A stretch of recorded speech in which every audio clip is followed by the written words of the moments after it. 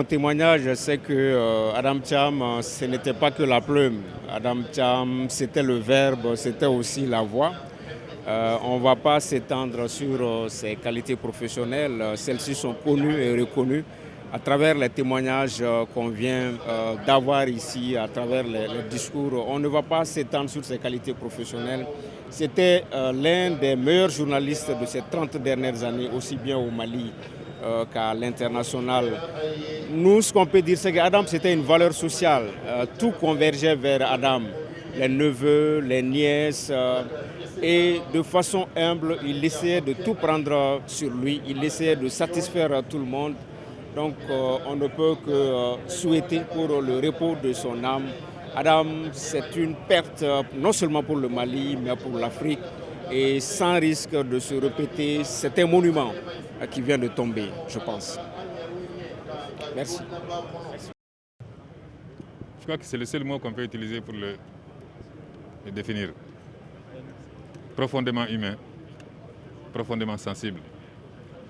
On peut épiloguer sur toutes ses qualités professionnelles, sur sa belle plume, etc., etc. Mais ce qui était remarquable chez lui, c'est que c'était un homme. Dans tous les sens du terme. Il résumait l'homme dans toutes ses dimensions. Et je pense que, personnellement, c'est ce que j'ai eu à constater. Et c'est la raison pour laquelle j'ai toujours eu une très grande affection pour lui, mais un grand respect également. Bien qu'il fût beaucoup plus jeune que moi. Adam Thiam, c'était quelqu'un. C'est une grande perte. Pour ses amis, pour ses parents, pour le Mali, pour l'Afrique et pour le monde. Il faut le dire. Personnellement, j'ai reçu de nombreuses lettres de condoléances, puisque j'ai eu le bonheur et le privilège de travailler avec lui pendant assez longtemps. Et ces condoléances venaient d'un peu partout. De l'Afrique, du nord au sud, de l'est à l'ouest, de l'Europe,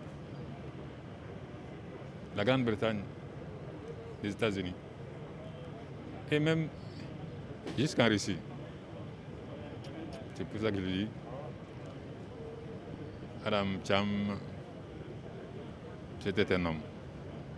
Un homme. Merci bien. Vous savez que les témoignages post-mortem sont extrêmement difficiles. L'homme que nous accompagnons ce jour était un homme exemplaire. Et comme mes prédécesseurs l'ont dit, c'était une plume, une excellente plume. Mais il y a un adage de chez nous qui dit que traduisez dans votre bon français. Mais c'était un homme extraordinaire. Nous prions pour lui, que Dieu l'accueille dans son immense paradis. Merci. Adam fut un grand journaliste de l'ère démocratique. Il a servi d'inspiration pour ses contemporains. Il a également servi d'inspiration pour la nouvelle génération. Nous prions Dieu pour qu'il lui accorde le repos éternel. Merci. Avec Adam, c'est quelqu'un d'exceptionnel, d'unique qui vient de nous quitter. Permettez-moi avant tout propos de m'incliner pieusement devant sa mémoire et de prier pour le repos éternel de son âme. Vous savez, beaucoup de choses ont été dites aujourd'hui.